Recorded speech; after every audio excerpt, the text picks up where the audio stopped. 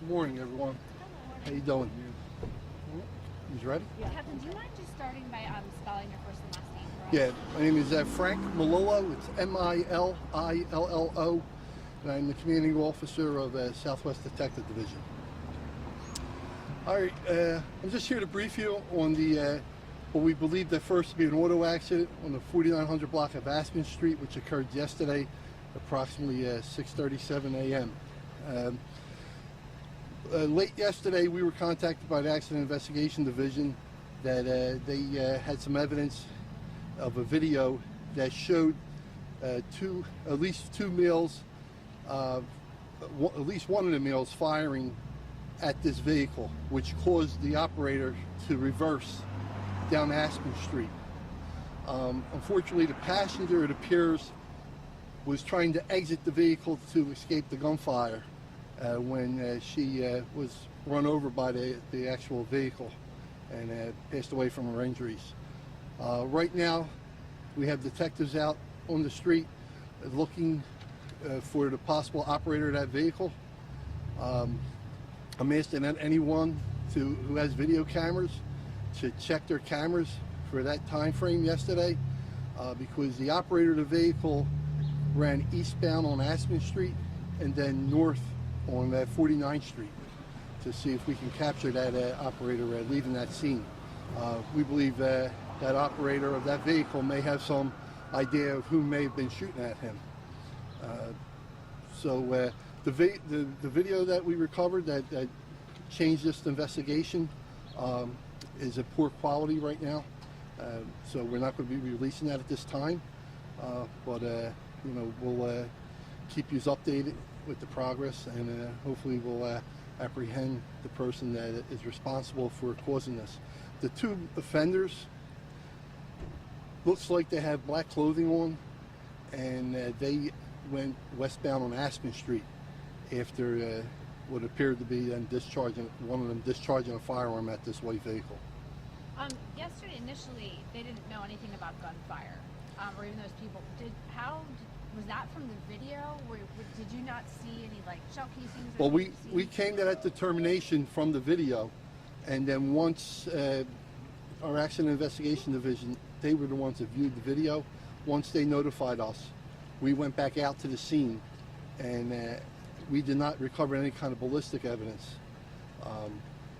It could have been a revolver. You know, we don't know right now, but we did go out at the scene. The vehicle, the white vehicle that was being shot at and crashed into them 8 cars, we do have that at the police lot pending a search warrant to search that vehicle.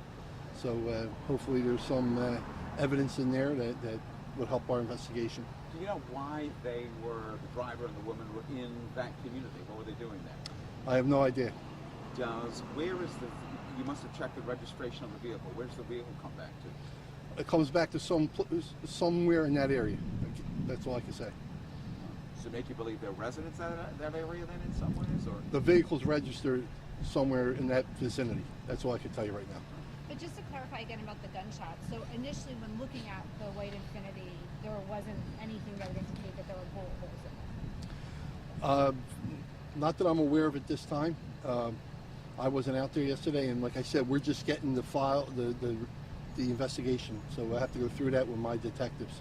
But at the first glance from the AID accident, it didn't appear to be any kind of a ballistic markings on the vehicle. It appeared to be just from a crash. So in the video, is there audio too, or is it that you see the gunfire? I haven't seen the video yet, so I'm not sure. I can't comment on that right now. Okay. So is it your sense that the two men that approached, one of whom fires, that this was not random? They weren't running up on that car because they liked that car for some reason. They were.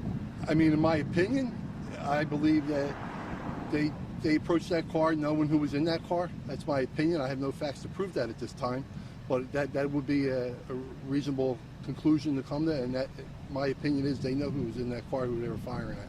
Could I just get you, because you've at least had the video described to you, the woman who gets out of the car, you know, how does she do that? How is it that she's actually struck? Yeah, unfortunately, you know, the door opens, and I would imagine, you know, that she was trying to avoid that gunfire, and she jumped out, and it appears the front of that car is what ran over her. You know, she got caught up under the front when she tried to get out of the vehicle. It's the front tire. I believe so, yeah. Is that, and that from a witness, that's depicted on videotape? That's what I was told, yes. Did one of the gunmen get into the driver's seat and reverse over her? No, No. no. So Not at all. she's someone's firing at her. She jumps out, and then the car runs over her as she's getting out. Correct. And what was she? She wasn't putting up a fight or anything? No, Okay. no, not that I was told. I mean, it appears that from how it was explained to me, was this male and female were in this white car traveling westbound on Aspen Street. And they go out of the frame a little bit, and then abruptly you see the car reversing down Aspen Street, hitting the other vehicles.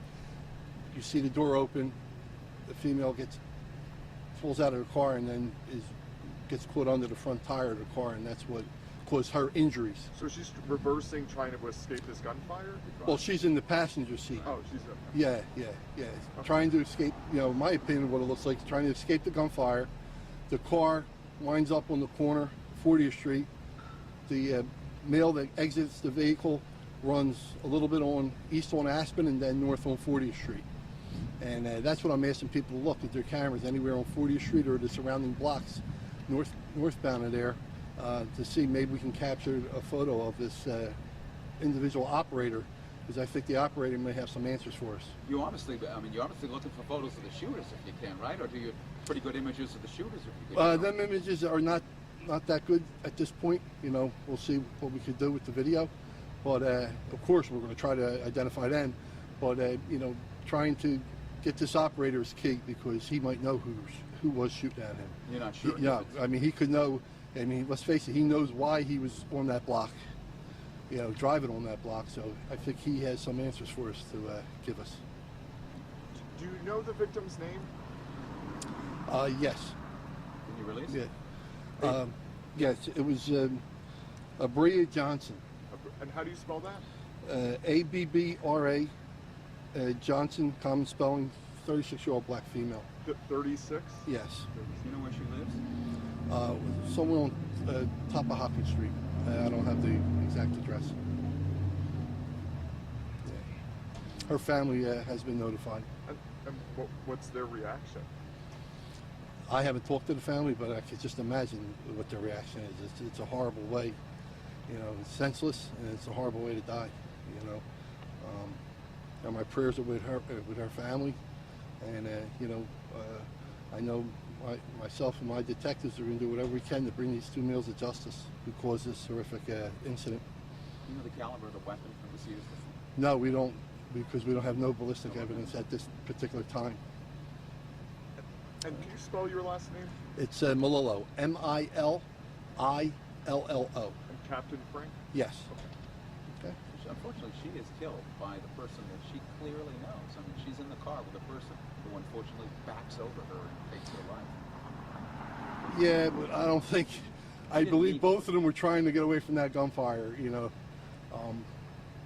I'm sure that's going to weigh on that person who's in that car of what happened to his friend, you know. But, you know, we'll have to, you know, get all the facts and see where we go with it. What would you say to that person now, knowing these details that have come out, that maybe this was potentially a really bad accident? I mean, if the person is operating that vehicle, you know, if you're seeing this newscast, you know, come to Southwest Detectives, call 686-3183 or 84, you know, talk to us, come in, tell us your side of the story.